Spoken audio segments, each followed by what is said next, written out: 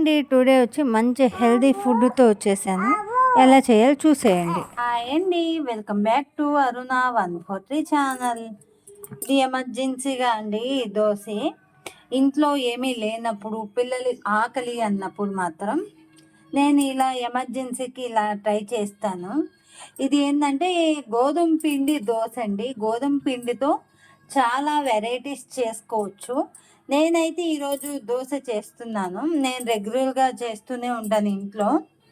మీకు నచ్చితే లైక్ చేయండి, షేర్ చేయండి, సబ్స్క్రైబ్ చేసేయండి. గోధుమ పిండిని మనం దోశ పిండిలా బాగా కలుపుకోవాలి. దోశ ఎంత ఇచ్చేసుకుంటే అలా వస్తుందో మనం చేసుకోవాలి. ఫస్ట్ ఆఫ్ ఆల్ ప్యాన్ పెట్టేసుకొని హీట్ ఎక్కిపోయిందండి ప్యాను. చూద్దాం. ఇలాగైతే దోశ వేసేసుకున్నాను. మనం చుట్టూ ఆయిల్ వేసేసుకుందాము. మామూలుగా మనం దోశ ఎలా చేసుకుంటామో అలాగేనండి.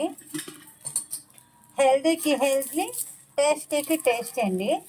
దీనికి సరిపడా చట్నీ కానీ ఏదైనా మనం చేసుకొని తినొచ్చు.